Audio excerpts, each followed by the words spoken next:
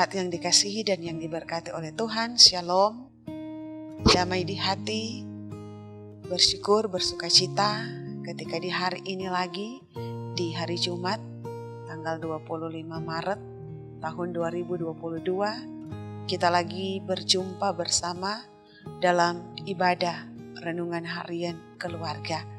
Saya percaya kita semua dalam keadaan sehat, kuat, dan diberkati oleh Tuhan.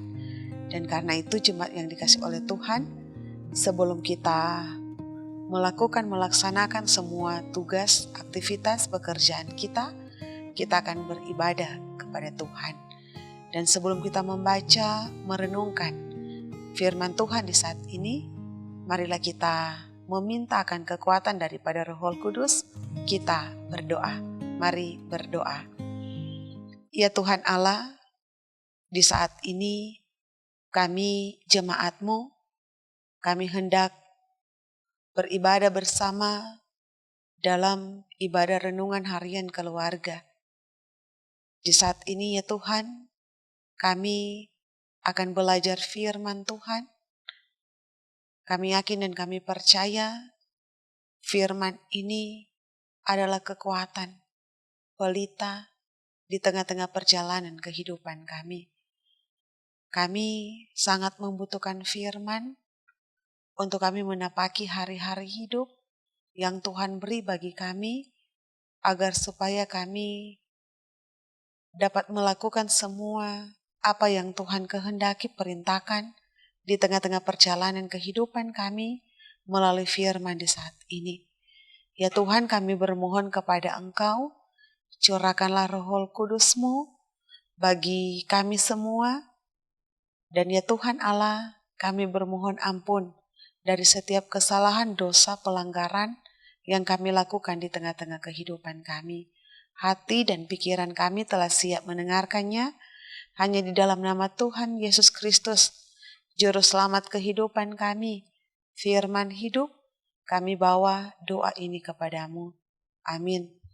Jemaat yang dikasihi dan yang diberkati oleh Tuhan kita Yesus Kristus, marilah kita membukakan Alkitab kita di saat ini dalam kitab Perjanjian Baru, dalam kitab Filemon pasalnya yang pertama, ayatnya yang ke-17 sampai ayatnya yang ke-19.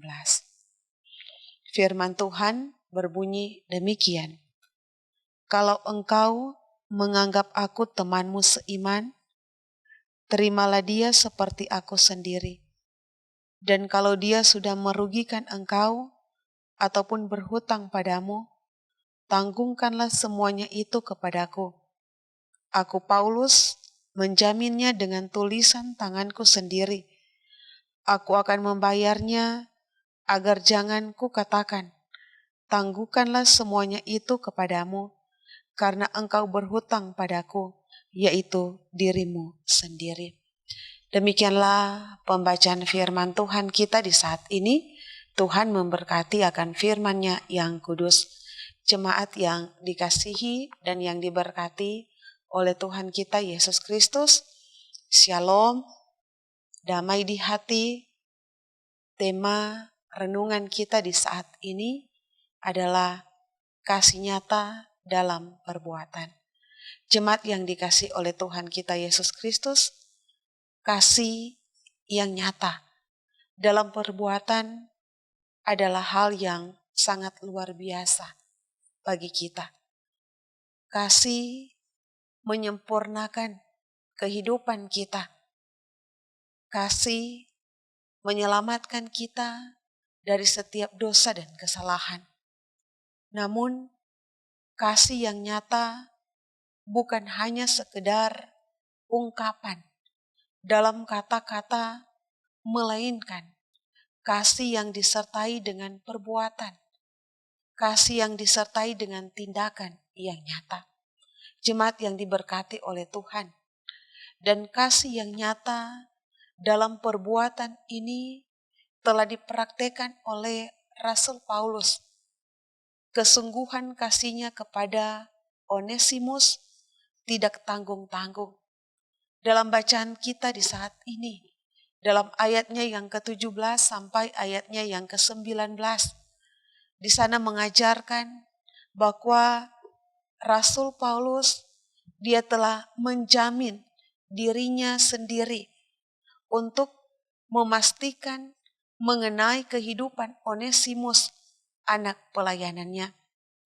Menjadi pertanyaan menarik adalah, mengapakah seorang Rasul Paulus dia harus menjaminkan dirinya sendiri untuk memastikan dan memberikan keyakinan kepada Filemon, jemaat yang dikasihi oleh Tuhan, menerima seorang Onesimus kembali yang tanpa celah di dalam kehidupan Filemon adalah perkara yang sangat sulit bagi manusia. Mengingat kesalahan yang pernah dilakukan oleh Onesimus. Namun Rasul Paulus dia mengetahui bahwa Filemon adalah pribadi yang sangat menghormati dan mempercayai Rasul Paulus karena pengajaran, teladan hidup, dan kualitas hidupnya di hadapan Kristus. Dan oleh karenanya, maka Rasul Paulus dia mempertaruhkan akan kepercayaan dan reputasi kualitas hidupnya demi Onesimus, agar Onesimus ini dia dapat diterima secara benar dalam kehidupan Filemon. Jemaat yang dikasihi oleh Tuhan, tindakan yang Paulus lakukan ini menyatakan akan kasihnya yang luar biasa, yang didasari pada kasih yang sejati dari Tuhan kita Yesus Kristus. Kasih yang sejati itu harus nyata dalam tindakan yang kita lakukan. Kadangkala hal itu bukan memberi keuntungan secara materi, namun kerugian dalam hidup. Namun itulah kasih yang sejati, kasih yang harus rela berkorban dan tidak menuntut. Jemaat yang dikasihi oleh Tuhan, keluarga menjadi tempat pertama kita untuk mewujudkan kasih. Suami yang mengasihi istri dengan tulus, istri yang mengasihi suami, sehingga tidak ada yang dapat disembunyikan. Anak-anak yang menghormati akan orang tua, tidak suka berdusta untuk menipu orang tua demi kesenangan sesaat. Kasih yang nyata tidak berhenti pada setiap kata-kata yang sedap didengar, tetapi juga disertai dengan perbuatan, disertai dengan tindakan yang nyata. Mari kita menunjukkan kasih yang rela berkorban tanpa menuntut akan balas dalam kehidupan kita. Dan itu kita mulai dari kehidupan keluarga kita masing-masing, gereja, dan masyarakat. Jemaat yang dikasihi oleh Tuhan, firman ini juga mau mengajak kepada kita agar supaya kita terus menjaga akan kualitas kehidupan kita, sehingga karakter Kristus terus terpelihara di dalam kehidupan kita, dan sungguh-sungguh hidup kita akan dipercayai. Hidup kita diyakini dan kita menjadi teladan baik untuk menjadi kesaksian kasih dan karya Kristus di tengah-tengah dunia ini. Terpujilah Tuhan Yesus Kristus yang mengasihi kehidupan kita sekarang sampai selama-lamanya. Amin. Mari kita satu dalam doa, kita berdoa. Ya Tuhan Allah, kami bersyukur dan berterima kasih kepada Engkau. Engkau adalah Allah yang sungguh baik, teramat baik dalam kehidupan kami. Engkau Allah yang selalu menjaga, melindungi, memberkati kami, sehingga kami boleh ada di hari yang baru, hari pemberian Tuhan, dengan tubuh yang sehat, tubuh yang kuat, diberkati oleh Tuhan. Terima kasih ya Tuhan atas setiap waktu dan kesempatan yang Tuhan beri, Tuhan anugerahkan di tengah-tengah perjalanan kehidupan kami. Terima kasih atas firman-Mu di saat ini.